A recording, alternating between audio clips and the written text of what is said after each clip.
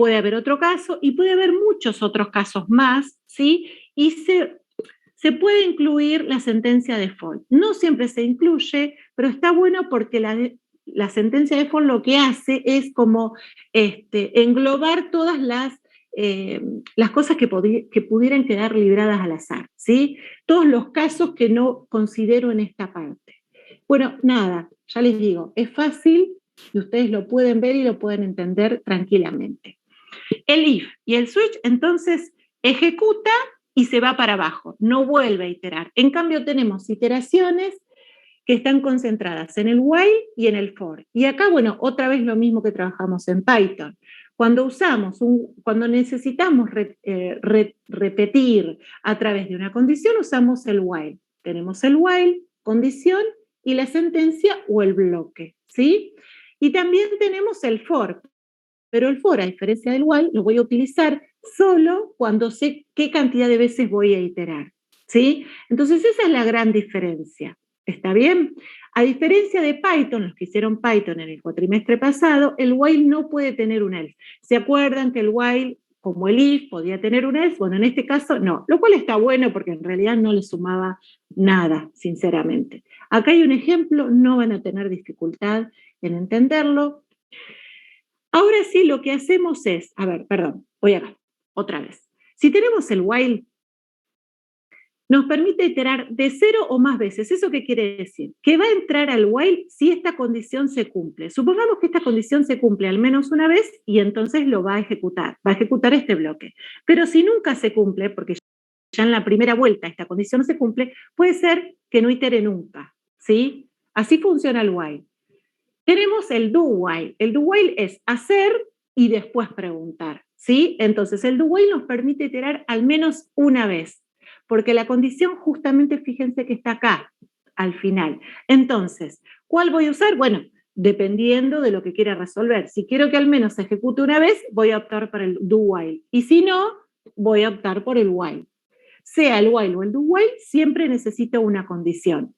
Si no tengo una condición, si en realidad voy a iterar una cierta cantidad de veces que ya sé de antemano, voy a utilizar el for. Dentro de las estructuras... Una pregunta con respecto al do while. Dale. Siempre que se itere, ¿va a iterar lo que está dentro del do o lo que esté siguiente al while? ¿Vos te referís a esto?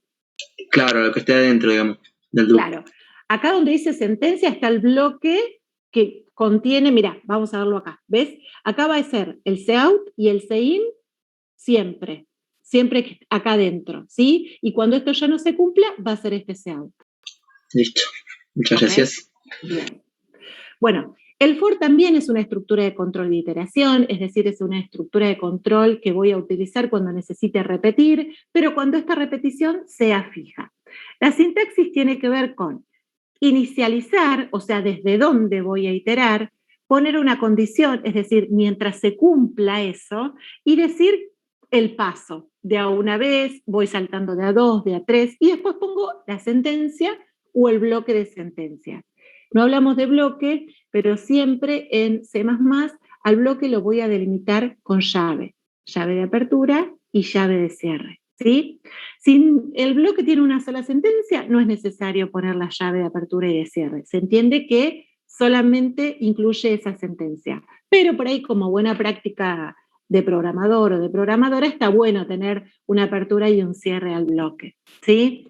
Bueno, acá tenemos entonces, por ejemplo, fíjense, dijimos, para iterar podemos usar el for o el while, ¿sí? O el do while, ¿está bien? Pero además, lo bueno es que podemos emular un for con un while. O sea, podemos hacer que se asemeje y terminar cumpliendo el mismo objetivo. Por ejemplo, si yo quiero este for transformarlo en un while, lo inicializo afuera, uso la condición acá y para esta condición voy a tener que usar lo que inicialicé acá, pongo acá las sentencias, que vendría a ser esta parte, y el paso o la iteración lo pongo acá. Si yo no pongo el paso o la iteración acá, va a preguntar y va a quedar en un loop infinito. Va a preguntar siempre y esto no va a cambiar nunca, si es que entró la primera vez, ¿sí? Y por otra parte, yo necesito inicializar algo que acá uso como condición, porque si no, no vas a ver, no tengo control sobre este while, ¿sí? Entonces, tengan en cuenta que puedo usar un for y un while, y los puedo emular a ambos, o sea, puedo disfrazar un while de for y al revés también, ¿sí? Pero tengan en cuenta además que cuando tengo alguna iteración que ya es fija, por ahí es conveniente usar directamente el for. Bien, bueno, acá tenemos otros ejemplos que de verdad no me parece que nos detengamos mucho porque quiero terminar con lo más importante. Bueno, en las estructuras de control utilizamos el break y el continue. ¿Alguien por ahí se acuerda de qué se trataba el break y el continue y lo puede explicar así rapidito? A ver. Cuando vos tenías un break, por ejemplo, se usaba con un condicional. Cuando pasaba cierta cosa, ¿sí?, el código se rompía o pasaba, mejor dicho, a la siguiente instrucción que había después de condicional. Con el continue lo que hacía era volver a evaluar la misma condición. Bien, perfecto. Bueno, justamente el break lo que hace es romper, como su palabra lo indica, la iteración más que el condicional, la iteración de la estructura de control reiterativa o repetitiva, ¿sí? No necesariamente debe ser un while, porque por ahí cuando decimos condicional lo asociamos únicamente con el while, ¿sí? También funciona con el for, ¿sí? Pero lo que hace es justamente lo que dijo él, rompe, ¿sí?, y sigue con la siguiente línea que está a continuación de esa estructura. En cambio, el continue lo que hace es transfiere justamente el control nuevamente a evaluar la condición e ignora las sentencias que estaban inmediatamente a continuación del continue. A ver, acá tenemos un ejemplo. A ver quién explica esto rapidito.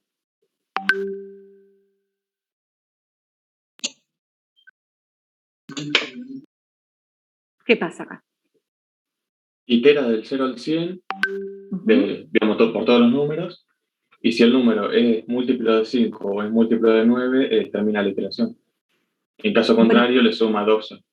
Bien, dijiste casi todo perfecto, solo un error. A ver quién se dio cuenta.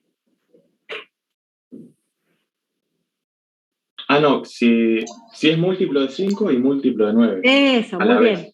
Exactamente, perfecto. ¿Sí? Bien, perfecto, muchas gracias. ¿Y el continue ahí qué hace?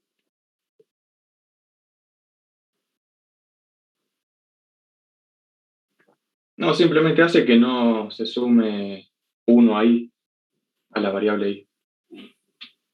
¿A la variable? Y, ¿no? Ok, a la variable y. Bien, bien. Bueno, ¿están todos de acuerdo? ¿Hay algún error o algo para comentar? Che, esto no es...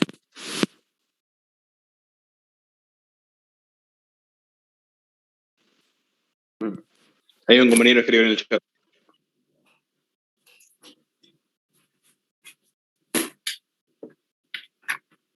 Bueno, ya la... ¿Ahí me escuchan?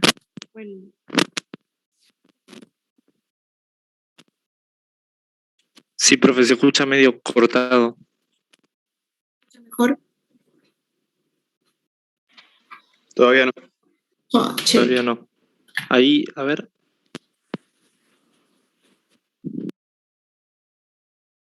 No, todavía no se escucha.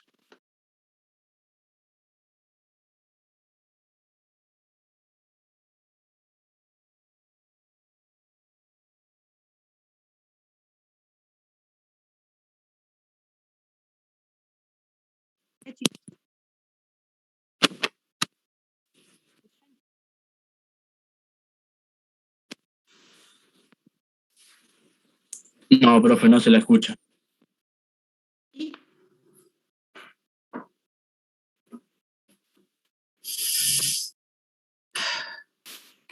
Qué bronca. Ahora sí, creo. Ahí se te escucha, profe. Ahí se te escucha, profe.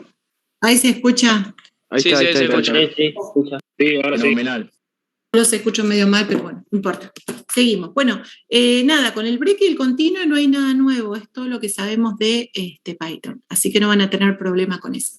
Bueno, y las constantes. Ya habíamos hablado de variables, ¿sí? Habíamos hablado de variables, habían ya empezado a trabajar con el concepto de variables, con esto de, esperen que suba un poquito ahí, con esto de usar un espacio en memoria que le pongo un rótulo, un nombre que cumple ciertas condiciones, que le doy un valor inicial, a veces, depende de la situación, le puedo dar un valor inicial y la utilizo a esa variable y justamente varía durante toda la ejecución del programa. Eso lo saben, ¿sí?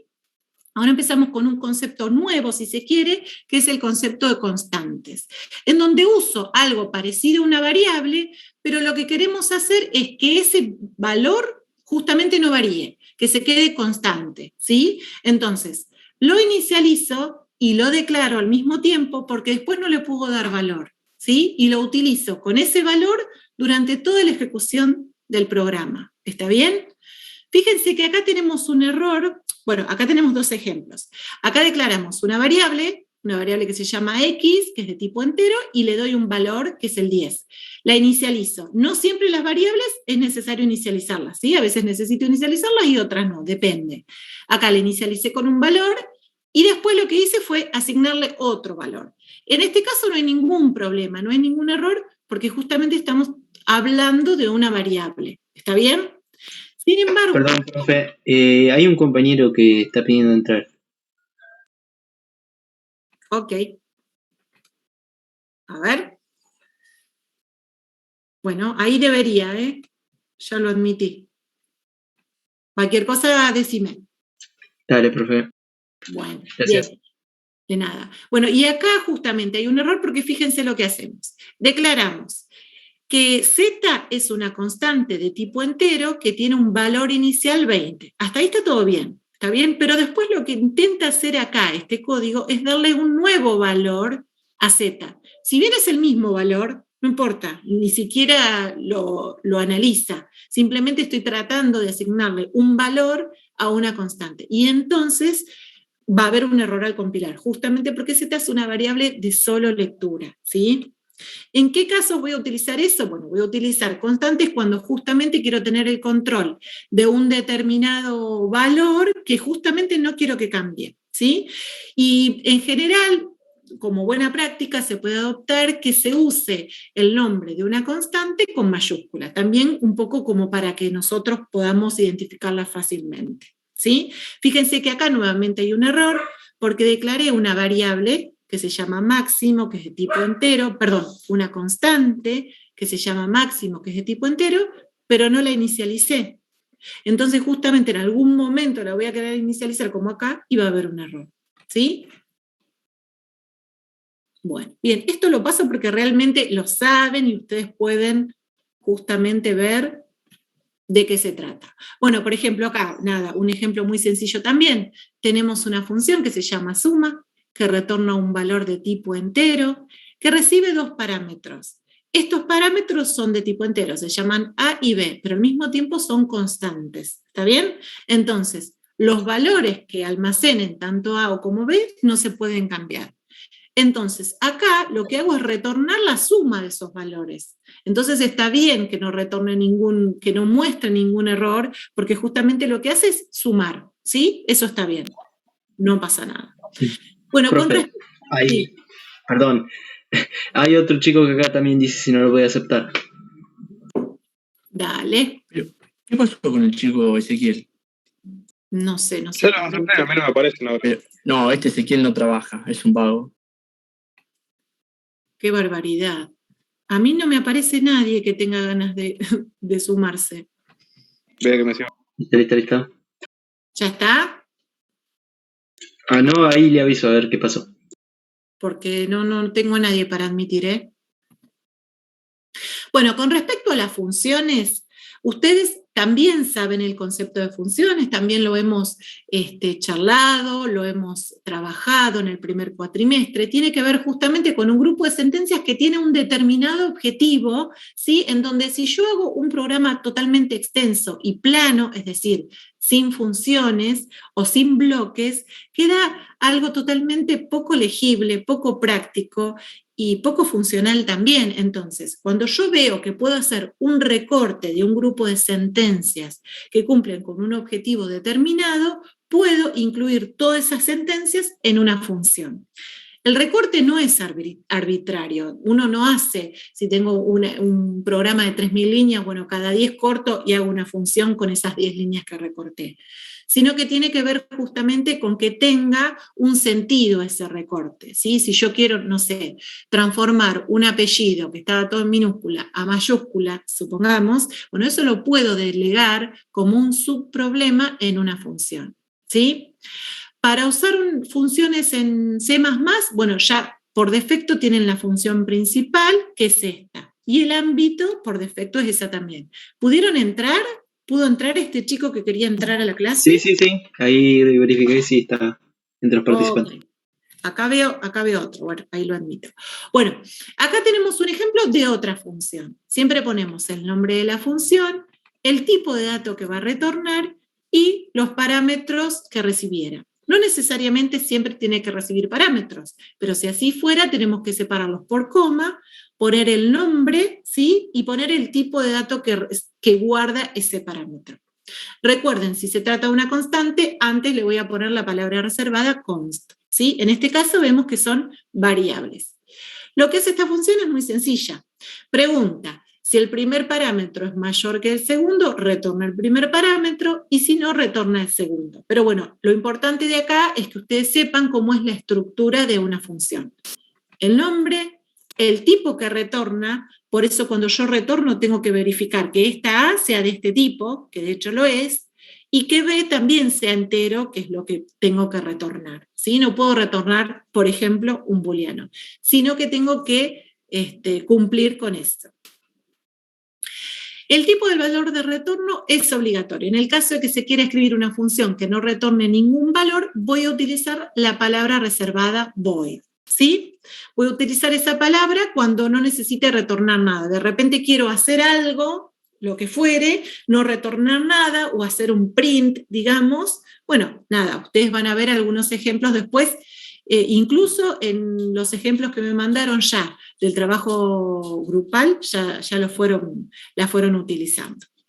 Bien, a ver, paso rápido esto. Disculpen.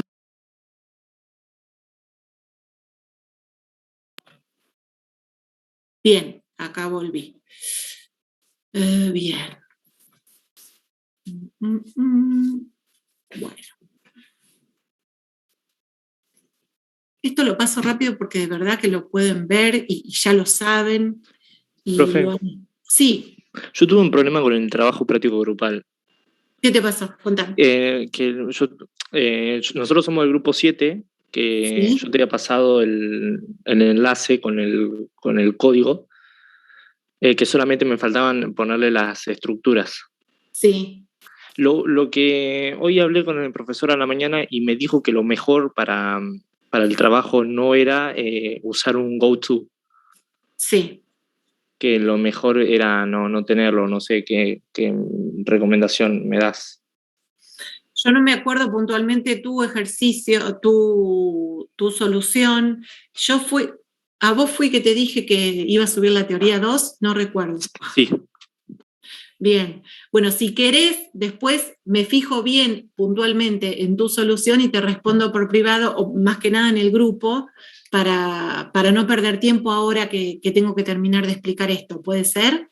Dale, perfecto, sí. Dale, si vos ves que lo olvido, me mandás un mensaje privado o por el foro, yo los leo. Dale, no hay drama. En el foro recuerden que se leen entre ustedes, los compañeros del equipo, y los leemos los docentes también, ¿sí? Pero cuando quieran hacer alguna pregunta puntual, porque por ahí yo los leo que están hablando entre ustedes, pero si quieren hacer alguna pregunta puntual a alguno de los docentes o a mí en particular, me dicen, Paula, este mensaje es para vos, y listo, porque a veces yo no intervengo porque supongo que están hablando entre ustedes. ¿Bien? Bueno, ¿dónde me había quedado? Esperen que quiero llegar justo a mostrarles todo. Bueno, después el tema de los parámetros por valor o por referencia, o por copia, o valor o referencia. ¿Se acuerdan también que lo habíamos trabajado? ¿Cuál es la diferencia? Una cosa es mandar una copia del parámetro, o sea, de la variable que queremos trabajar dentro de una función, y entonces si yo veo afectada ese parámetro dentro de la función, cuando sale de la función vuelve a tener el mismo valor inicial. ¿Por qué? Justamente porque es una copia del valor original. ¿Está bien? En cambio, si lo mando por referencia, mando el original. Tengo que tener cuidado y tener bien en claro esto, porque si mando un parámetro por referencia, lo que suceda dentro de la función afecta el valor inicial. ¿Se entiende? Por otra parte, ¿cuál es, digamos, la desventaja de usar parámetros por copia o por valor? A ver si alguno se acuerda. Que tiene que copiar el valor. Y si es muy Ay, grande, no te entendí, perdón, habla un cachitín más fuerte. que tiene que copiar el valor. Bueno, ¿y qué implica eso? Está bien. Que si el dato es muy grande, va a tardar mucho tiempo, digamos. Claro, porque usa el doble de memoria, ¿sí? Entonces hay que tener en cuenta que según el tipo de dato que yo le esté mandando como argumento, como parámetro, si es copia y si es muy grande, voy a usar el doble de la memoria y va a ser mucho más lento. En cambio, si lo mando por referencia, bueno, puedo tener la salvedad o el cuidado de que no se toque ahí dentro y que no suceda nada, que no se afecte, que no se cambie, pero voy a ahorrar en memoria. Tengan en cuenta eso, ¿sí? Bueno, esto de verdad, yo lo paso súper rápido porque ustedes lo van a entender, ¿sí? Y porque muchos ya lo vienen trabajando. Bueno, fíjense acá lo que pasa. Acá me detengo un segundito. Tenemos la función principal que tiene una variable que se llama a, que es de tipo entero, que tiene un valor inicial que es 10. ¿Bien? Entonces hace un cout en donde invoca a esta función que se llama sumar y le pasa ese parámetro. A. Hasta ahora A vale 10. ¿Sí? Fíjense que acá hicimos los dibujitos de las memorias, digamos, ¿sí? Entonces, X, ¿cuánto vale hasta ahora? Hasta ahora vale 10, ¿sí? Fíjense, acá en el principal vale 10, ¿está bien? Pero después cuando invoca, acá A va a tomar, mejor dicho, X va a tomar el valor que acá almacena A. Entonces, X, ¿cuánto va a valer acá? En principio. ¿Qué les parece? 10. Bien, 10. X vale 10. Después acá lo incrementa en 1, vale 11, pasa a valer 11, y cuando hace el retornar, ¿qué pasa? Acá, después de esta línea, ¿cambia el valor de X? ¿Qué les parece?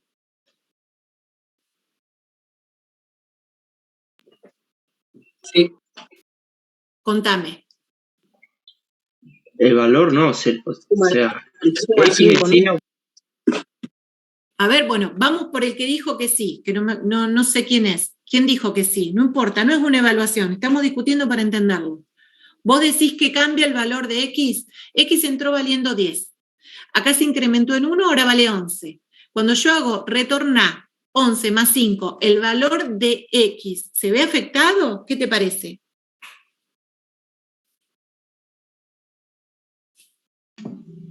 Yo creo que sí. ¿Por qué? O sea, el valor es el mismo, pero te retorna. Porque retornás 11 más 5, digamos. Bueno, pero ojo, mirá, ahí lo estaba por decir. El valor es el mismo, sigue siendo 11, pero lo que retorna es la suma de ese 11 más 5. Por eso retorna 16 e imprime 16. Claro, el valor de X sigue siendo el mismo.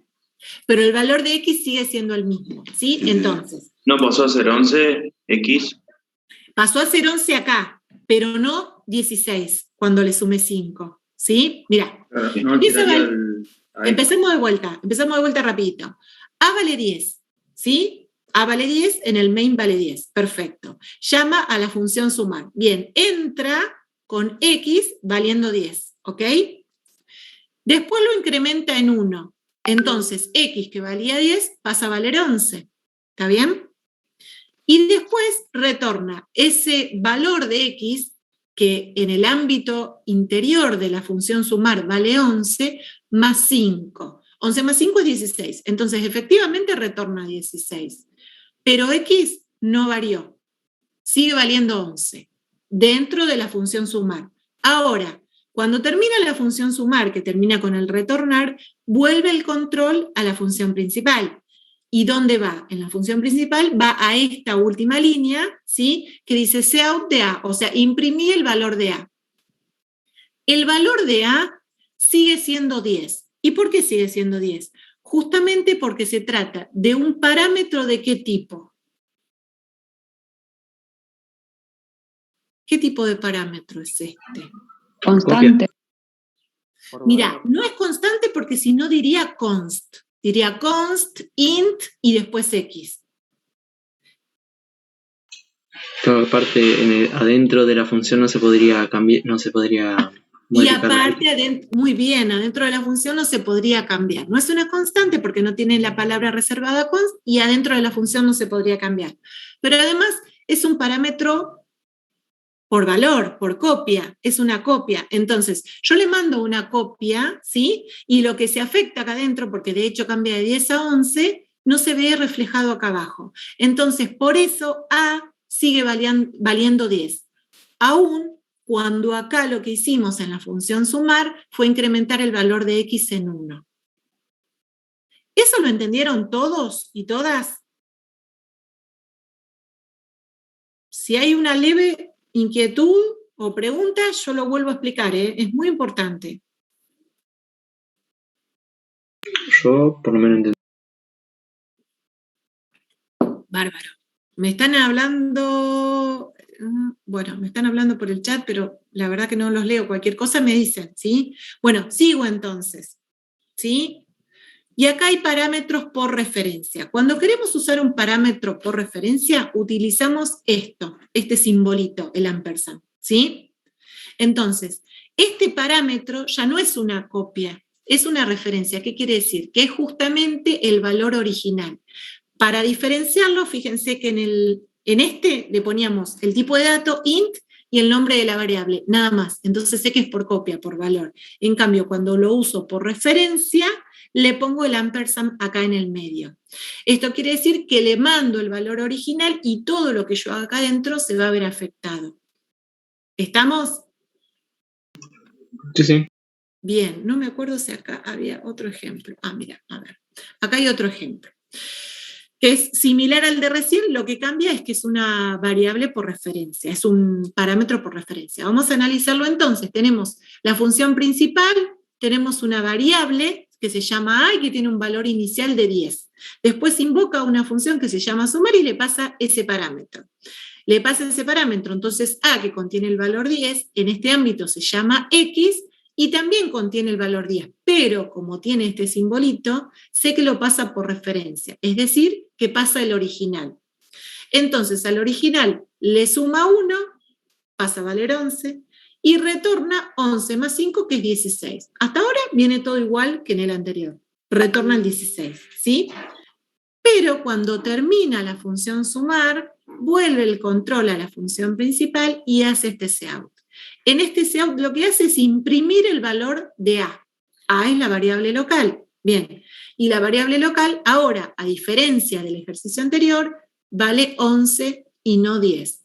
Justamente ¿por qué? Porque se pasó por referencia y porque se vio afectado todo lo que hice en el ámbito de la función sumar, porque justamente era el original. ¿Sí? Si ustedes analizan los dos bloquecitos de memoria que están acá a la izquierda, ¿sí? Van a ver que al principio la variable A valía 10, ¿sí? Se convierte en lo que es la variable X, que en sumar valía 10, después se incrementó en 1 la variable X, pasó a valer 11, pero finalmente cuando la retorna, ¿sí? O cuando vuelve el control a la función principal, A vale 11. ¿Se entiende la diferencia entre los parámetros por valor o copia y por referencia? ¿O hay alguien que no entienda esto? Sí, yo entendí, profe. Sí, se entiende. Yo acá también entendí. Bueno, si hubiera alguien que no entiende, me vuelve a interrumpir, no pasa nada. ¿Ok? Bien. Bueno, esto ahí yo los dejo para que, a ver este ejercicio. ¿Qué pasó ahí? A ver, vamos a analizarlo. Lo miramos un cachitín.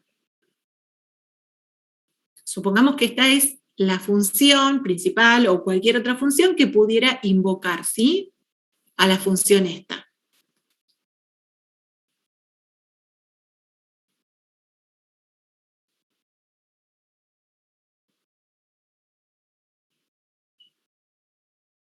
Bueno, tenemos la variable AA que vale 1, BB vale 2, CC vale 3, DD vale 4. ¿Sí? Todas son variables de tipo entero. No son constantes ninguna. Por lo menos no lo son en el ámbito de esta función. Ahora, invoco esta función que se llama función y que retorna un entero. Bueno, al margen de eso, no importa, tendría que ser en realidad un void. Pero bueno, tiene 4 parámetros, ¿sí? El primer parámetro, ¿qué tipo de parámetro es? Entero. Variable. Es un entero. ¿Qué más? ¿Es por valor o por referencia? Por valor. Por valor porque no tiene el ampersand. Y es una variable, no es una constante. ¿Estamos? Bien. Sí. Entonces, lo que yo haga acá adentro con A, que va a tomar ¿qué valor? Según lo que teníamos registrado acá. ¿Qué valor va a tomar A cuando entra acá? 1. 1.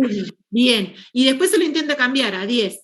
No pasa nada. Ahí está todo bien, porque es un parámetro por valor, está bien, no es una constante y no pasa nada. A ver, ¿qué pasa acá? ¿Qué es esto? Una constante.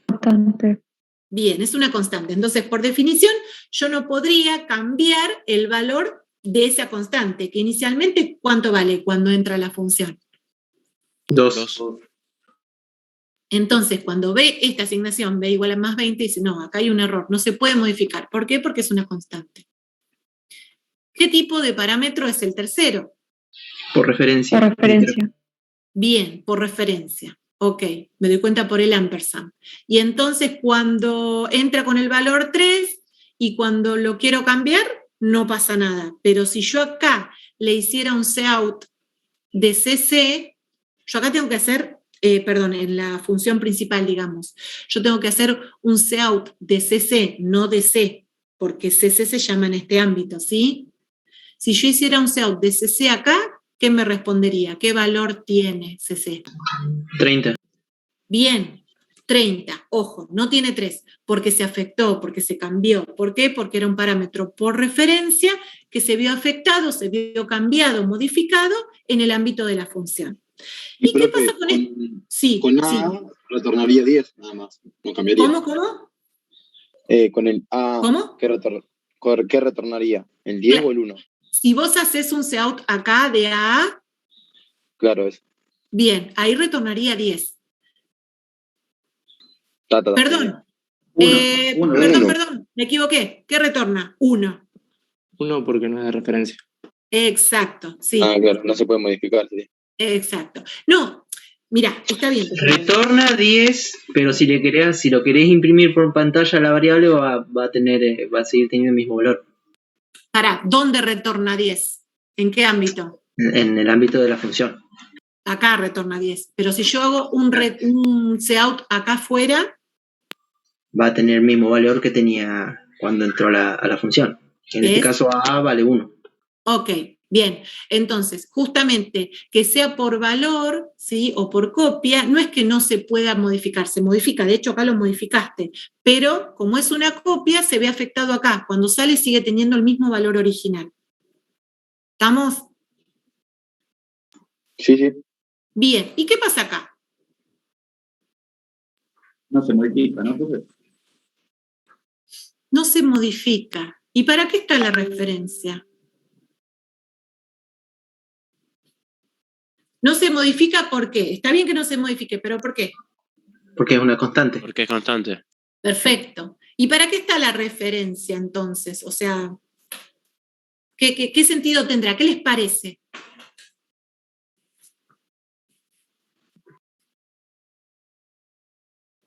¿Cuál era el problema que hoy habíamos hablado respecto de pasar los parámetros por valor o por copia o por referencia? Había como una cuestión de memoria. ¿Se acuerdan?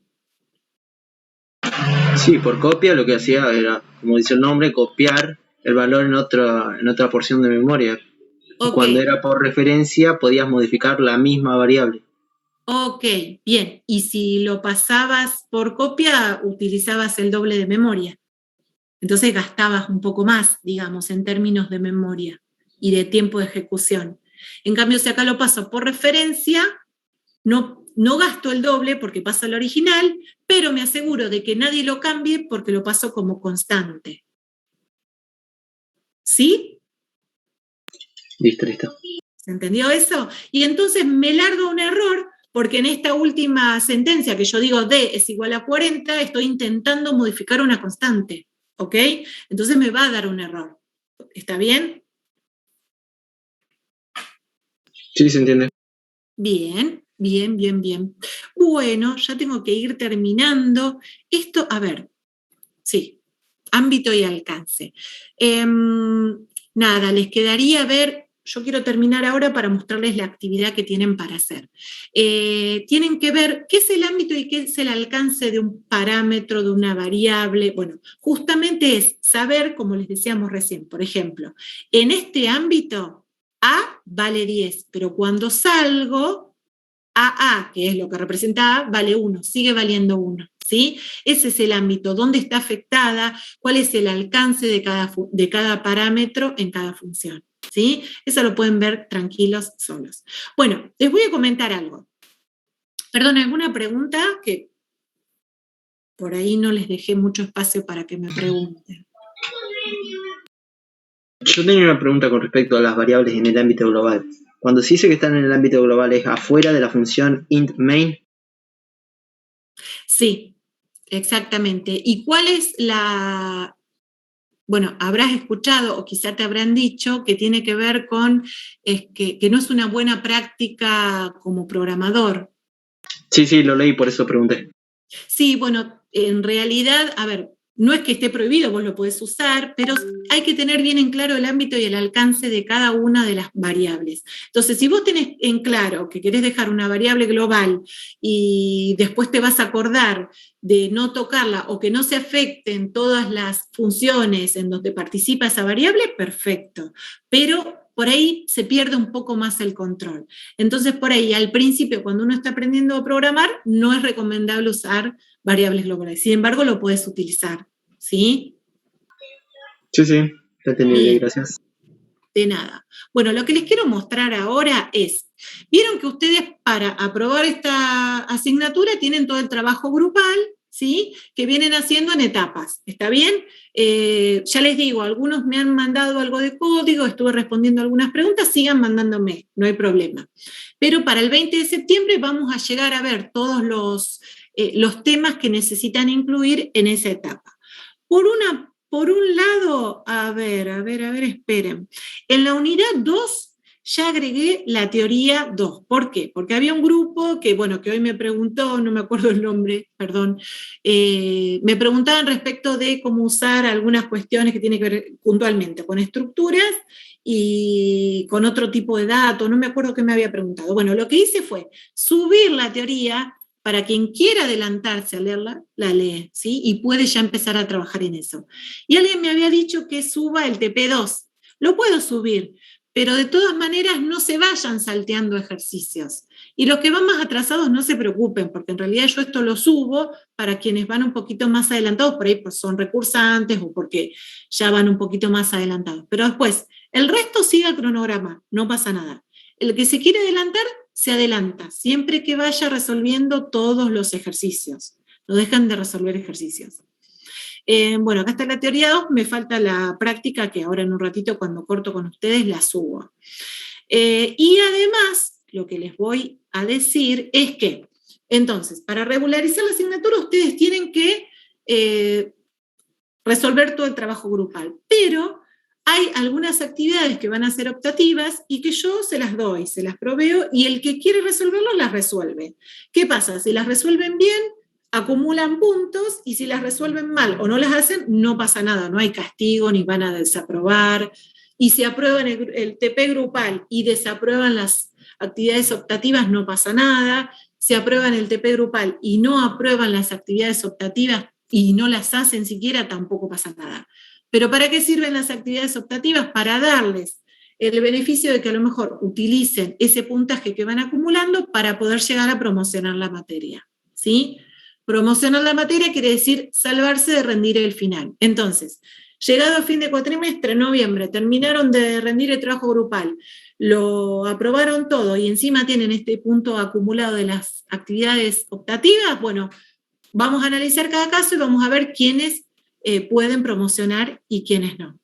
Entonces yo les digo, ustedes tienen ahí en la unidad 1, abajo de todo, acá dice actividades extra, tienen este cuestionario. En este caso se trata de un cuestionario que va a estar abierto, a ver, creo que va a estar abierto hasta las 20, pero si les parece, porque ahora muchos tienen clase con Cecilia, lo puedo dejar abierto un par de horitas más para darles tiempo que ustedes puedan tener la clase y resolverlo después. Profe, perdón, pero por ejemplo, algunos nosotros cursamos AGA, tenemos práctica hasta las 9. Bueno, ¿y a qué hora quieren que lo deje? No sé, hasta las 10. Yo no tengo problema. Díganme ustedes hasta qué hora lo quieren tener. A las 9 termina la práctica, así que... ¿Lo pongo hasta las 10? Acá ponen en el chat... Yo tengo que volver a estar en casa por ahí. Hay mucha gente que viaja hasta las 12. Claro, hay que viajar. Bueno, vamos a hacer una prueba. Por hoy lo dejo hasta las 12. Bueno. Por hoy lo dejo hasta las 12. Lo que yo quiero que sepan y que les quede claro es, se trata de un cuestionario con 16, 17 preguntas, ¿sí? Son todas autocorregibles, así que después de las 12 van a tener quién aprobó y quién no aprobó, se aprueba con 7.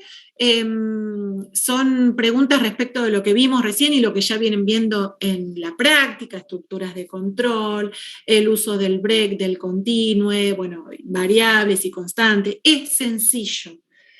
Pero una vez que arranquen a hacer el cuestionario, tienen 30 minutos para resolverlo. Yo lo pongo hasta las 12. Si empiezan 12 menos 20, a las 12 igual se entrega el cuestionario, o sea que tuvieron 10 minutos menos. Tengan en cuenta eso. Ya les digo, si la desaprueban o si no lo hacen, no pasa nada. Pero si por ahí lo aprueban, de paso que practican y repasan un poquito los conceptos, tienen un puntito más como para llegar a poder promocionar la asignatura. ¿Sí? Ya está abierto, el que lo quiera hacer ahora, genial, pero sé que por ahí tienen otras clases. Ahora cambio esto de las 24. Profe, tengo una pregunta. Sí. Yo todavía no rendí el final de IPI, digamos, tengo que dar Python. ¿Qué pasa si promociono PI? Tengo que dar Python antes, ¿o no? ¿Cómo? Aprobé IPI, pero no rendí el final. Si promociono PI, tengo que dar el final de IPI antes de promocionar. Tenés que dar el final de IPI. El final de IPI viene siendo muy sencillo mientras es virtual. Aprovechen a rendirlo. Aprovechen a rendirlo, ¿sí? ¿Cuándo hay fecha de nuevo? Todos los meses hay fecha. Ahora, mira, no sé, te tendrías que fijar en guaraní. La primera semana de septiembre habrán